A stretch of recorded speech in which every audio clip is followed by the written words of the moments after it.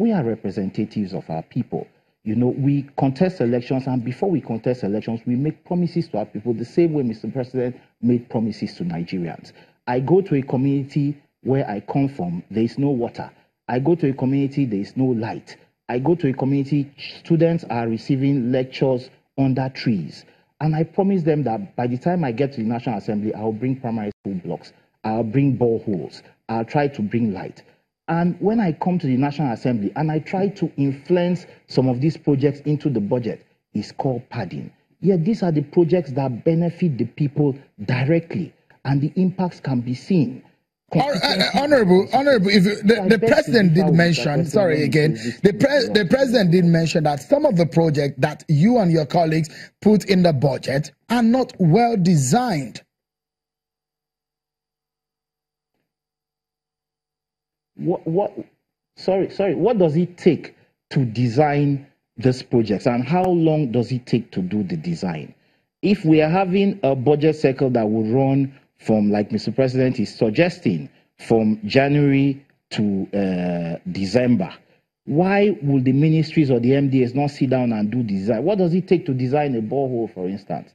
What does it take to design a primary school block? What does it take to design a 3-4 kilometer road? It takes nothing to do these designs, you know. So for the MDAs to say they are not designed, so they cannot implement them, I beg to differ. You know, I think they are being a bit insensitive to the plight of the common man. But would you say the delay, this is the first time, or perhaps the longest budget in the fray in the history of Nigeria's politics since 1999? Why? Well, if I heard you right, you talked about the delay in the passing of the budget by the National Assembly. It was with you for 6 months. The delay was not caused by the National Assembly. You would recall that Mr. President himself had to give a directive to heads of MDAs that they should come and defend the provisions they put in the budget. Basically, when the budget is submitted to the National Assembly, we wait for heads of MDAs to come and defend what they put in the budget.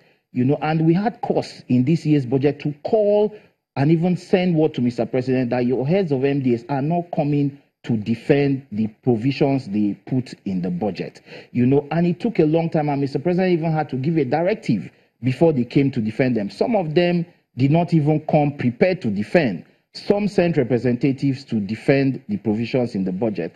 And of course, that's why you see Mr. President complaining that some of these provisions were removed. You know, because when you cannot defend what you put in the budget properly, you know, listening to Mr. President's speech, you know, he seems to be aware of what he wants to achieve. But there's a disconnection between Mr. President himself and the heads of some of these MDAs. Let me allow Senator Enan to sorry if I'm about let's allow Senator Enan to respond to this. Yeah. I mean, this is what the lawmaker is saying, and you're there.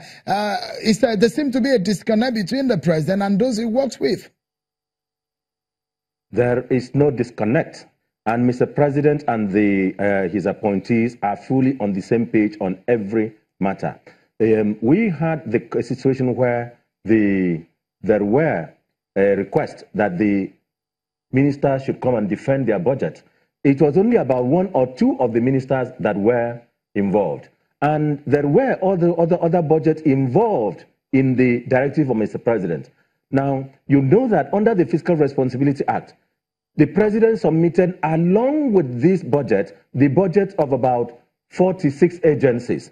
Those budgets are yet to be passed. In fact, the only one that seems to have been passed is that of the Inland Revenue Service and Communications Commission, and perhaps one other one.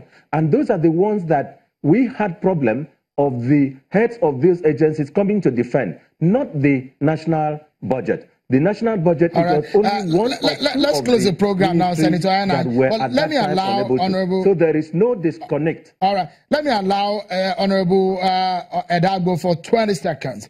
Going forward, this administration will perhaps present its final budget for these 4 years.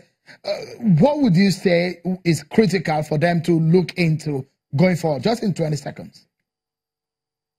Well, 2 things I think are critical for the government of the day to look into. One is that they should get members of the executive, the ministers and everybody on the same page with the president. let them know that these are the projects that are critical for this administration to deliver on its mandate and on its promises to the people. That's one. And very importantly, because once the budget is submitted and the House calls for this budget defense, we're not going to wait in eternity for the ministers and the rest to come and defend this budget. We expect that they should be even hungrier to defend these provisions. Than we need to go now because we are out of time, Honorable. Thank you very much. Yes, we need to go. Many thanks, Senator Itayanang and Honorable Idagbo, for your time on the program today. That's our show, everyone. Many thanks for being part of it. I'm Sean Kimale. Bye-bye.